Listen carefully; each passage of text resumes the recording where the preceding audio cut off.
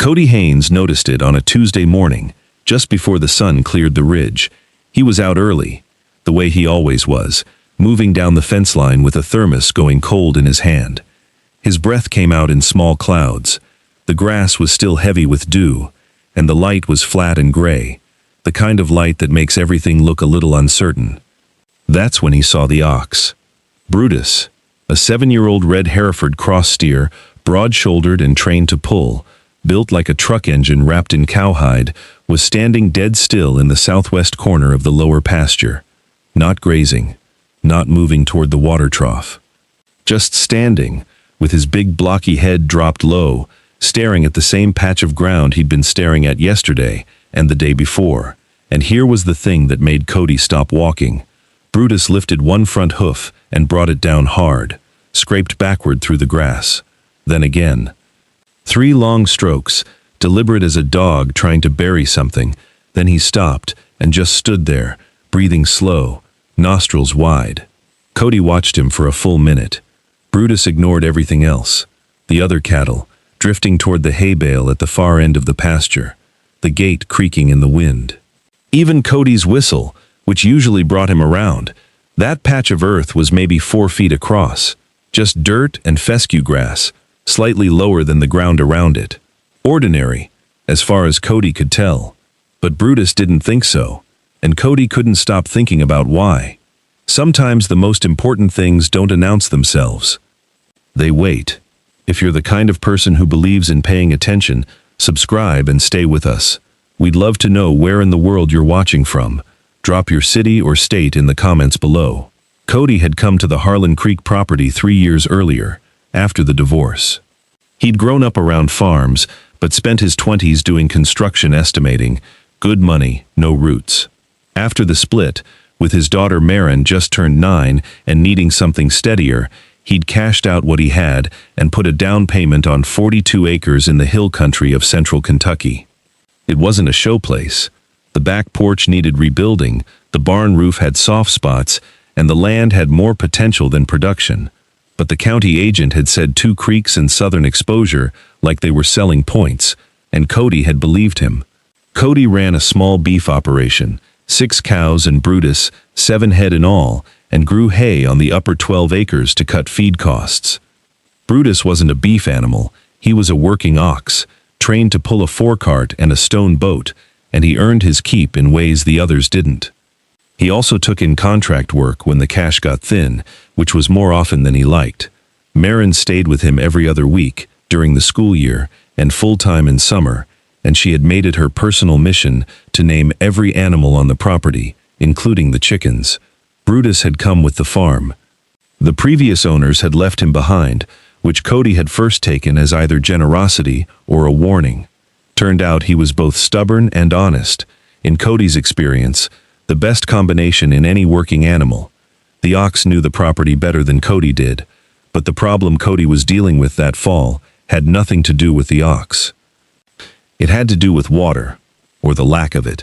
The lower pasture, that southwest corner especially, had been underperforming since he bought the place. The grass grew, the cattle grazed it, but the yield was thinner than it should be for clay-heavy soil. In a dry year, the corner went crispy by July, while everything else stayed green. He'd soil tested it twice. Nutrients fine, pH fine. The county agent had shrugged and said maybe the drainage was off. Cody had no money to rip up a pasture and re-engineer the drainage. Not this year. So he'd been watching the lower corner, the way you watch a problem you can't yet solve. And now Brutus was watching it too. The second time Cody stood and observed the behavior, it was a Thursday afternoon, and Marin was with him. She was 12 now, serious-faced and curious, the kind of kid who kept a notebook in her back pocket and asked questions that made you want to sit down before answering them. "Why does he keep doing that?" she asked. "I don't know. Is he itching his hoof?" "Might be. He doesn't look like he's scratching. He looks like he's searching." Cody didn't say anything to that, but he thought about it. Brutus was doing it again. Same spot, same pawing motion, then stopping. His ear twisted back, like he was listening for something underground. Then he lowered his nose to within an inch of the earth and just breathed there for a long moment. Marin climbed the fence rail and sat on it. What's down there? Nothing, probably. Then why does he keep coming back? Cody had no good answer, so they both just watched until the ox finally turned and walked away. The following weekend, Cody mentioned it to Dale Pruitt, who ran 300 head of Black Angus on the property adjacent to Harlan Creek and had been farming this county longer than Cody had been alive. Dale leaned against his truck and squinted at the lower pasture. Brutus been doing that long? 3 weeks solid that I've seen. How old is he? 7. Dale made a dismissive sound in his throat. Animals get habits. My old border collie used to circle the same fence post every morning for 6 years. Wasn't anything there. Just habit. He smells something, though. You should see the way he works his nose over it. Could be a mole run. Could be where another animal marked. Could be 100 things. Dale looked at him with the patient expression of someone who had heard too many theories. Cattle do strange things, Cody. Usually it doesn't mean anything. Cody nodded. That made sense. He drove home mostly convinced.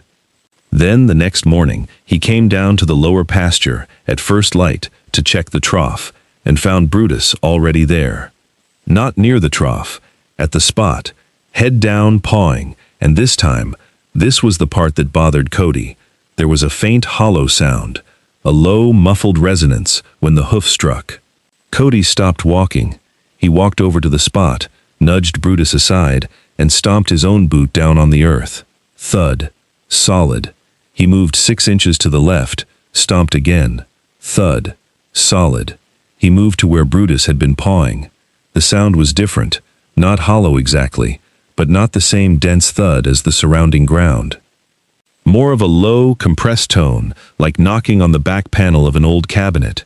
Cody crouched and pressed his palm flat to the soil. The ground was noticeably cooler there. Not just morning cool, cooler than the surrounding earth by a degree or two, at least. That he couldn't explain. He started digging the following Saturday morning. It was his week without Marin. Up before 5, no one to explain himself to. He used a spade and a long soil probe borrowed from the county extension office, not wanting to go in with a backhoe and tear up the pasture if this turned out to be nothing. The topsoil came away easily. Too easily, he noticed.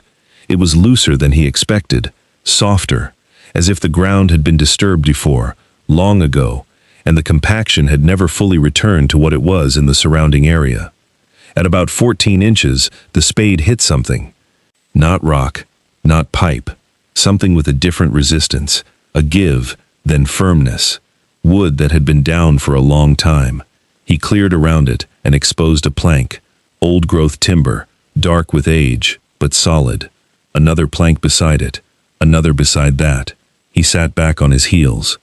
A wooden structure, underground, about 4 feet wide, running northeast to southwest, a direction that made no sense to him at all. He covered it back up with loose soil and went inside to make coffee and think. Marin noticed his expression at breakfast. What's wrong? Nothing bad. Just something I found I'm trying to understand. She looked at him steadily. In the pasture? He nodded. Where Brutus keeps going? Another nod. She set her fork down. Tell me, he told her. She was quiet for a moment. Then, you should go to the county records office. They have old maps, my teacher showed us once, for a history project. Cody looked at his daughter. How old are you again? She picked her fork back up. Old enough. The county clerk's office in Harrodsburg was a narrow, high-ceilinged room that smelled like old paper and floor wax. The clerk, a woman named Mrs. Belcher, had worked there for 31 years and knew the deed records the way some people know scripture, chapter and verse. She pulled the historical plat maps for the Harlan Creek property without needing to look far. The original parcel had been a working farm going back to the 1870s, and the deed history was long. Who owned it in the 30s and 40s? Cody asked. She ran her finger down a list. Family named Cornish. 4 generations. They held it until 1987, then it changed hands 5 more times before you came along. She found an agricultural survey from 1948 and spread it on the table. There it was. Drawn in faded ink, clearly labeled subsurface drainage tile, installed 1931. a network of clay tile drain lines, hand-laid by the Cornish family during the worst years of the Depression, running from the southwest corner of the lower pasture toward the main creek drainage at the property boundary. The lines were designed to pull excess subsurface water away from waterlogged clay soils, letting air penetrate the soil profile and allowing pasture grass to root deeper. Cody stared at the map. The buried wooden structure wasn't a structure at all. It was a junction box, a hand-built wooden collection box where several tile lines met before running out to the main drain. The Cornish family had installed hundreds of feet of clay tile drainage across the lower pasture, by hand, in the middle of the Depression, to make poor land productive. And somewhere between 1931 and the day Cody bought the property, the whole system had been forgotten. He drove straight from the clerk's office to find Tom Abernathy, the soil and water conservation specialist at the county extension office, the same man who'd walked Harlan Creek twice and never solved the pasture problem. Tom studied the plat map in silence. Clay tile drainage, he said, common all over Kentucky from the 1880s through the 1950s. 2-inch clay tile, hand-laid in trenches, sloped for gravity flow. No electricity, no pumps, just physics. Does it still work? If it's intact, these systems can last a century. The problem is usually the outlet. If the downstream end gets blocked, the whole system backs up. Water stagnates in the soil, wet in the wrong places, dry in the wrong places. Tom looked at Cody. Sound familiar? Crispy corner in July, sluggish all spring. What would it take to restore it? Clear the outlet. You might be back in business for a few $100s. If the tile itself has failed, more involved. Tom set the map down. But when these old systems work, they work completely. The Cornish family knew what they were doing. He thought he had it figured out. Blocked outlet, backed up tile lines, clear the outlet, restore the drainage. Done. Then he went back out with a long metal rod to probe the line and found something that changed the picture. 60 feet northeast of the junction box, tile intact, right where the map said. But at 90 feet, the probe hit nothing. He probed 6 inches either side. Still nothing. He pushed deeper. The rod dropped straight down through loose soil and debris for nearly 2 feet before it found bottom. A collapse. Not just a blocked outlet. A section of tile had caved in entirely, and the void above it had been slowly swallowing fine soil downward for decades. He thought about the depression in the lower pasture, the low spot that always held water a day longer than the rest of the field. He'd walked over it 100 times without once wondering what was beneath it. The cave-in wasn't just blocking drainage, it was pulling the surface down with it. Left alone, it would eventually open into a sinkhole. He stood in the pasture with his rod and looked at the ground differently than he ever had before. Then he looked at Brutus, who was watching him from 20 yards away, with that flat, bovine patience of his. "All right," Cody said. "I see it now." The repair took 2 weekends. He rented a trenching attachment, replaced the collapsed section with 40 feet of perforated drain pipe, backfilled with gravel, and reconnected both ends to the original clay tile, which was in better shape than he had any right to expect. The junction box got rebuilt with pressure-treated lumber. The outlet, choked with roots from a long-removed hedge, was cleared and daylighted to the creek. $380, 19 hours of work, for a problem that had been quietly draining his confidence for 3 years. Dale Pruitt stopped by while Cody was backfilling the last section on a Sunday afternoon. He stood at the fence and looked at the open trench. "You found something," he said. "Old clay tile drainage, laid in 1931, the Cornish family." Dale was quiet for a moment. "I remember hearing about the Cornish tile work. Old farmers used to talk about it. I didn't know any of it was still out here." "Neither did I." Dale leaned on the fence rail. He didn't say anything else for a while. Then, "Guess the ox knew something I didn't." Cody didn't rub it in. He just nodded. By the following spring, the lower pasture was a different place. The southwest corner came in thick and even. The soil was more friable, better aerated, the kind of structure that holds moisture without drowning the roots. By June, Brutus and the rest of the cattle were grazing that corner more than anywhere else on the property. Better grass, deeper roots. The system working the way it was meant to, nearly a century after someone laid it by hand, in the worst years anyone could remember. George Washington Carver once said that whenever the soil is rich, the people flourish, physically and economically. Cody thought about that walking the lower pasture that summer. The Cornish family hadn't just been trying to grow grass, they'd been trying to outlast a catastrophe by reading their land honestly and building something that would work longer than they would. It had. It just needed someone to find it again. That evening in late June, Cody walked the restored pasture with Marin beside him. It was the start of her first full summer week on the farm, and she'd been asking about the lower corner since she arrived. She'd watched every weekend of the repair the previous autumn and wanted to see what the ground had become. She had her hands in her hoodie pocket, watching Brutus graze in the corner that used to go brown. "He knew the whole time, didn't he?" she said. It wasn't really a question. Something was down there that he could detect. Cooler ground. Maybe a smell from the damp. Maybe the sound the soil makes when there's a void under it. Cody paused. Animals pick up things we've trained ourselves to stop noticing. Marin thought about this for a moment. Then she said, "So what was he actually doing? All that pawing?" Cody looked at the ox, still grazing in the fading light. "I think he was just being honest about what he knew." Marin nodded slowly, like she was filing that away somewhere. They stood there for a while longer, the two of them, while Brutus moved through grass that had no reason to know it had been saved. The land gives its signals before it gives its answers.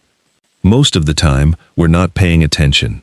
We see the problem, the dry corner, the thin grass, the ground that never quite performs the way it should, and we try to solve it with inputs and interventions, never thinking that what we're looking at might be a symptom rather than the disease.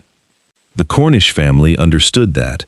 They read their ground carefully enough to know it needed help that nature alone couldn't provide. They built a solution and buried it and went on farming, and eventually they were gone, and the solution was forgotten right along with them. But the land remembered. Good farmers don't just work the ground. They learn to listen to it. Sometimes the listening comes from experience, from soil tests and drainage surveys, and 70 years of watching the same fields. And sometimes, if you're paying attention, if you haven't talked yourself out of what's right in front of you, it comes from an old ox who keeps returning to the same patch of earth long after everyone else has decided there's nothing there worth finding. Trust what you can't explain yet. Stay curious. Dig.